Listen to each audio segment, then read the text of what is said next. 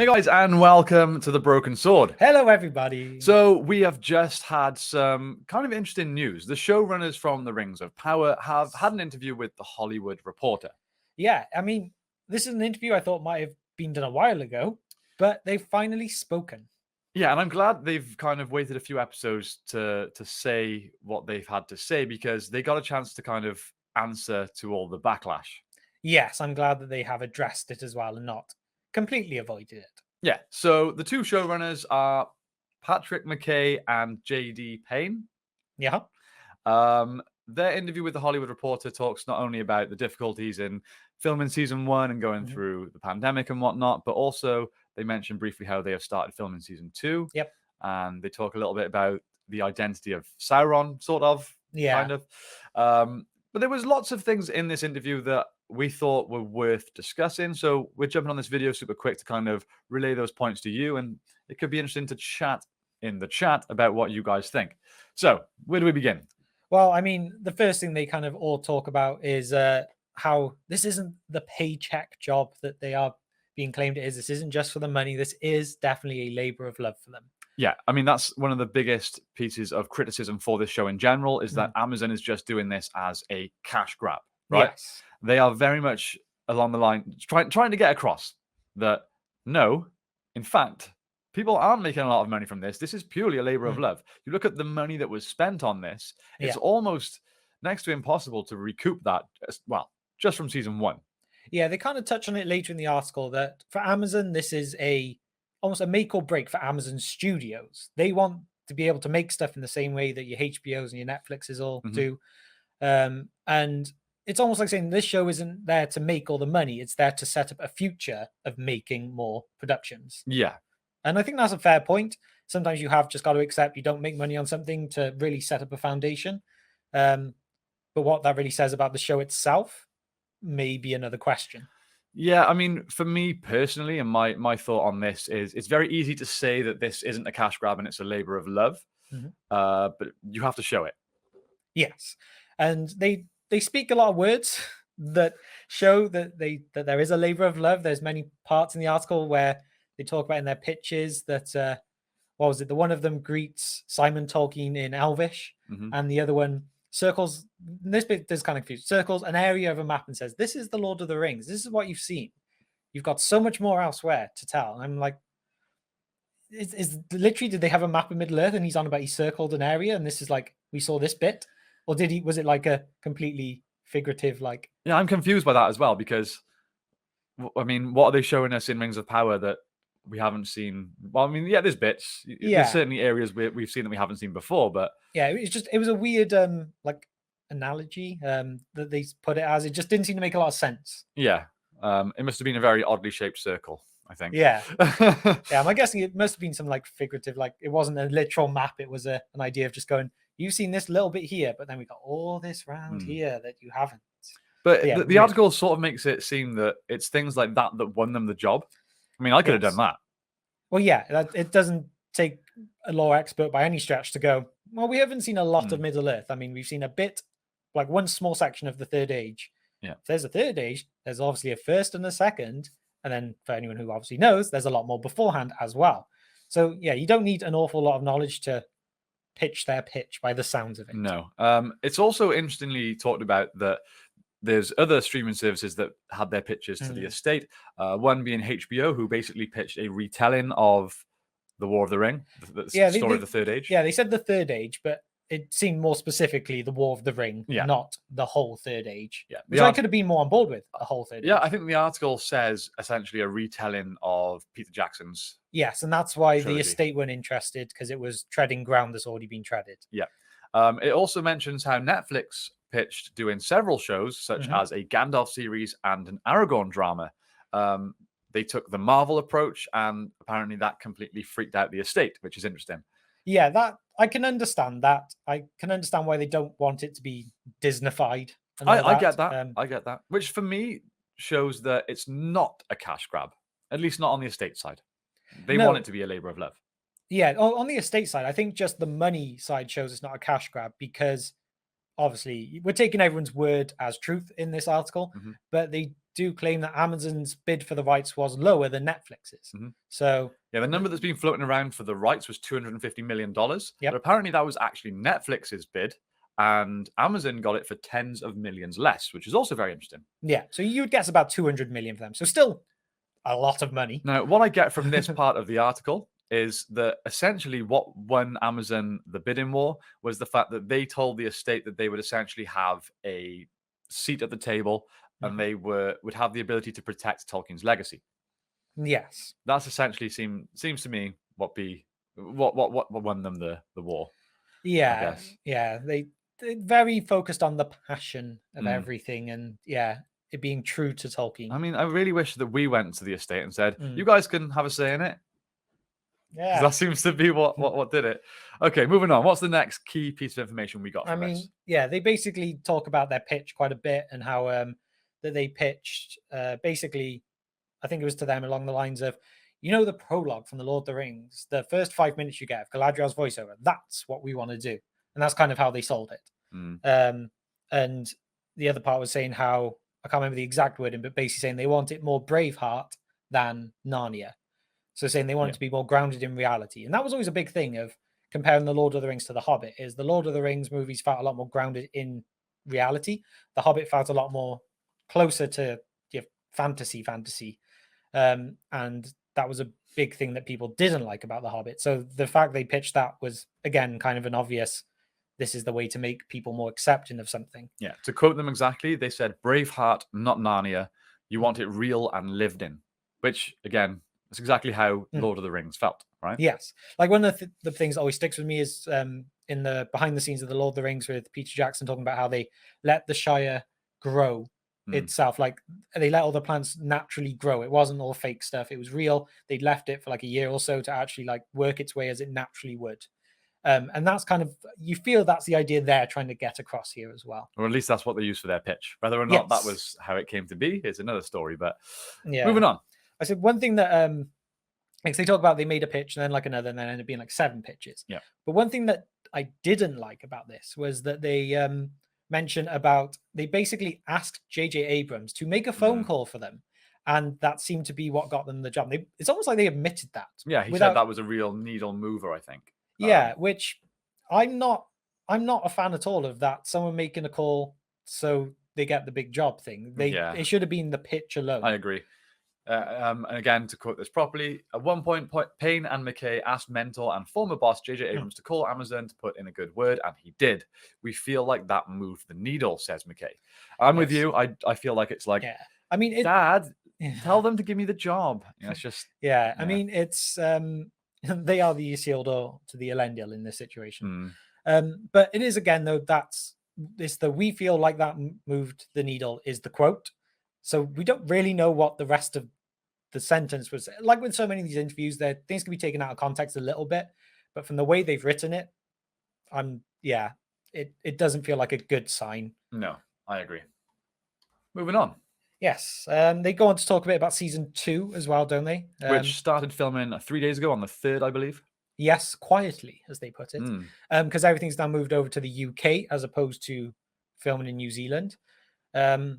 I'm not sure really if that had anything to do with like COVID and stuff, because UK was a lot more willing to let things happen sooner than New Zealand.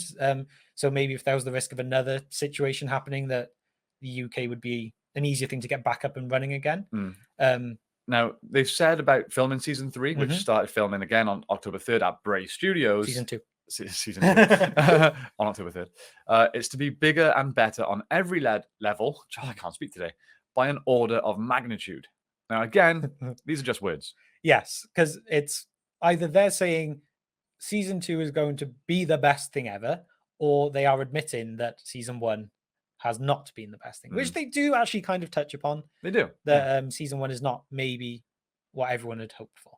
Now, something that they said here, or around here somewhere, which kind of gave me a little bit of hope. They talk about how it's kind of a slow starter. They want everybody and the audience to fall in love with Middle-earth before they introduce the real drama, essentially. I mean, this is not a direct quote, but this is kind of what I'm getting from it.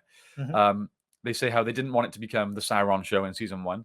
They wanted Yes. everybody to fall in love with the characters, the world again, and then introduce something out of what we love. Now, I don't know if that's a hint of a character that we like is going to reveal itself to be Sauron, but they also talk about how the later episodes of this season are going to be where things start to unravel, and there's going to be some twists and reveals and turns that really. It's basically they've admitted that the season gets better as it goes along. Yes. So I mean, we've said from the start that we're hoping that some of the poor writing leads to good payoffs later on, and they literally say that. They say when you see towards the end of the season how they reveal things, it makes the initial rewatch of early season 1 a lot better. Now, that's kind of what we were saying at the start when things started to not go how we wanted them to. We were like, oh, maybe there'll be payoffs later on that make this make sense. Yeah. As the season has gone on, that seemed less and less likely, which is why we've been more and more negative. But the fact that they're saying that gives me a little bit of hope. Yeah, I mean, obviously, it's always the thing of they're going to say what you want to hear. Yeah. When you always have to take that. But at the same time, they also aren't going to want to make a bad show, like we have said from the beginning. So we're towing that, like, swaying back and forth at the moment, going like, well, if we believe them, it could end up good again. If they are just doing the PR thing, then we're still going down that not so nice route. I, of course, still want it to be good, so I want to believe them. But so far in the show, they haven't given me too much to make me think that they're particularly that clever with their writing, so hard to say. No, I mean, one of the things they talk about is how there's so many big films out there, the ones that win a best film like Oscar or something, and then they get forgotten by the year after, whereas you get other classics that may not be initially taken on as the best film ever, but over 10-20 years I think they say 60 years. Yeah. Oh yeah, being watched 60 years later while the dust settles or something. It suddenly becomes an absolute classic. And it's been proven that can happen, but I can't see Amazon ever wanting to have made something that is going to take 60 years to be appreciated. I can understand the idea that they're trying to get behind with that, but I feel like that's maybe more they're trying to hint at once season 2's out, you'll appreciate season 1 more, as opposed to once the whole show's out and we skip forward another 30-40 years, then you'll appreciate it. Yeah.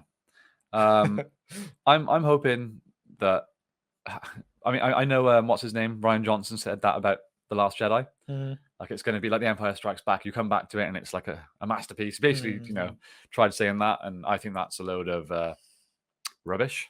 It's just not a good film. So hopefully it's not the case. Hopefully we get to the end of the season, we look back at the early episodes and we go, oh, they set that up so well. They made us think it was rubbish, but actually it was genius. That's what I'm hoping for. Now, moving on, they get into some of the kind of controversial areas with the feedback. Talking about how, and I actually want to find the quote because it was quite interesting. I can't find it. Oh, okay, I found it. So, take this fan's complaint, and I'm reading directly here, so I don't get this wrong. A Tolkien adaptation is a new age, politically correct, girl power garbage version of fantasy that's raping the text. And that's quite a statement. And like the article says, that's what sounds like it's going around on IMDb and Rotten Tomatoes right now about the Rings of Power. But that's actually quoted in Wired magazine from 2001 for a story about Peter Jackson's The Fellowship of the Ring. I found that very interesting. Yeah, I mean, this is something that, like, we have touched upon many times in our live streams and stuff, is that before the Peter Jackson movies, there was a lot of backlash. And look at it now. So there was always the hope that a similar situation might end up happening with this. And yeah, that quote really emphasizes that there was a lot of hate back then. Yeah, but the internet wasn't as prominent back then. No. It's so much like everyone uses the internet now. Everybody uses social media. So everybody sees the backlash in this day and age. Whereas in 2000, 2001, if you weren't, I don't know, reading Wired magazine, then you may have missed out on it. So it just doesn't seem as clear. The backlash doesn't affect the viewership as much then as it does now. No. Everyone sees it. Yeah, everything spreads on the internet like wildfire, and it's a lot easier to spread false truths. Yeah. I'm not defending the show. We've been very open that a lot of it is questionable, but I agree with that the internet and the backlash has certainly changed people's perception of things. Yeah. They also talk a lot about comparing Rings of Power with House of the Dragon. Yes, and this is quite interesting. And it's basically weird to see them admit that House of the Dragon has scared them. Yeah. Like you kind of feel like they would brush it to the side and be like, we're not worried. We got our show, they got theirs. It doesn't make a difference. But the fact that House of the Dragon was getting more viewers week by week, like, I won't quote the actual quote. I will. Okay. It's a quote. It's fine. The direct quote is, it's their closest comp to success. When they saw Dragon grew in its second episode and brought in 20 million viewers, they were shitting their pants. So, to put it that bluntly, is I'm quite impressed that they're willing to admit that. Yeah, I mean, hopefully that's kicked them up the ass a bit. Yeah. But well, the interesting thing is, and again, they talk about it in the article, is Rings of Power had been worked on for like years before House of the Dragon was even announced. Yeah. So I kind of feel bad for them. Yeah. It's kind of a ballsy move from HBO to be like, you know what, we're doing a Thrones prequel, and it's coming out at the same time as your show, your fantasy show. Yeah, it almost feels like they were relying on the Rings of Power being not great and theirs just being better. Well, it's clever because they're relying on the comparison to get people to talk about it. Yes, which was smart. It was. Yeah. In hindsight, it was very smart. Okay, what else? Do you have any more key notes from this article? I mean, we kind of touched on it a minute ago, but I will also just like to add a bit of the whole talking about the Sauron show. Oh, right. Okay. Part of, I actually feel like that's saying that Sauron hasn't been seen yet. I feel like it's saying that they've basically said we're not going to show Sauron in the first season, fake reveal or not, whatever, and that they wanted people to be talking about this person's this person's that. That's what they wanted, but they don't want it to be an answer yet. So that makes me feel like we haven't actually seen the answer yet by the words from the way I took it. Again, anyway. let's go to a direct quote. It would be very tempting to make the first season of this show, the Sauron show, very villain-centric, McKay says. But we wanted that level of evil and complexity of evil to emerge out of a world that you're invested in. Interesting. Not because evil is threatening it immediately. We wanted you to fall in love again with Middle-earth. We wanted you to understand and relate to the struggle that each of these characters are having before we test them in a way that they've never been tested before. Yeah, so to me, that's showing there's no Sauron yet. There's no big evil affecting them yet, and all these threats that they're currently under aren't Sauron related. Yeah, which obviously makes you go, no one we've met is Sauron. And we've talked about, are they throwing these Hellbrand things out there and the Stranger Things as just red herrings to distract us? Yeah. And they kind of say that. Again, I quote, so having an audience suspect this person or that person could be Sauron is drawing them into that thing where the shadow is overcoming all of us and making us suspicious of each other. Now that tells me, again, that they're just trying to make us suspicious of these characters when realistically, none of them are Sauron. Exactly. So yeah, that's how I feel. And that's what we've been hoping for, right? We've been hoping that it's just kind of intelligent writing, and they're throwing these nuggets in, that, they're putting Halbrand in jail on Numenor and having him advise Farazon very briefly. Yeah. They're making the stranger come across, like he's arriving in this ball of flame that looks like an eye, and they're doing it on purpose. Hopefully, if that is the case, they throw us a crazy in a crazy direction over this side, and we're like, whoa, did not see that coming. Where was that? Over there. That was really clever. They really threw us off the trail. I'll be pleased. Yeah, me too. Do you have anything else? I believe that is most of the article, actually. They do briefly mention about working on season 2 for another couple of years. Yes. But they also say the production should be faster now because there's no COVID. And that production was 18 months. So how has it got faster and now it's 2 years? I'm not sure. But this show is so huge. Oh, they also say it should cost less, interestingly. Yes. But this show is so huge. I would like to see them do something different. And I was talking to you about this earlier. I like this idea. Every episode is essentially a small movie in terms of production, in terms of scale. That it's not a TV show. When have you ever seen a TV show on this scale? It's huge. Despite what you think of the writing and the performances, whatever, it's a big scale show. That's undeniable. Why not work on it consistently? Don't spend 2 years now filming an entire season. Work episode by episode and release them. Do something different. Release them every now and again as like mini movies. Let's look at a really successful movie franchise. I don't know, Star Wars. You get a Star Wars movie in the cinema every few years. Every time, it's a huge deal. Yeah. So by releasing episodes, I don't know, every 3 months, let's say, that should give them enough time to work episode by episode, maybe. Then it kind of keeps the buzz going consistently, and it's new, it's fresh, it's different. Yeah, like from when you've said that, I would kind of like the idea of, say they do 8 episodes, 1 a month for 8 months of the year, 4 months off, and then I just don't feel like that's enough time. I feel like 3 months is enough time to get the production done between each episode, but it's also not enough time that the buzz dies down in between. 3 months of speculating for like YouTubers and stuff like that yeah, I is, suppose. I don't know. I don't know. Let us know in the comments below if you could have it released. Would you like it as it is, week by week, and then a couple of years between seasons? Jake's One Wears every 3 months, or maybe one every month, or a completely different thing entirely. Let us know how you would do it. I just don't like 2 years between seasons. I think it's ridiculous. No, that's way too much, because you do end up losing a bit of interest by that point. So yeah. I mean, I kind of just contradicted myself when I said that Star Wars or whatever big movie franchises coming out every few years, and there's still big interest, but I don't know. I'd like to see something different. Just try something new. Why not? Yeah. Anyway, that's pretty much everything we got from this article. Let us know in the comments down below, or if we maybe premiere this video, make sure you chat with us in the live chat. And has this swayed you one way or the other? Are you more confident about the showrunners or less? I don't know how I feel.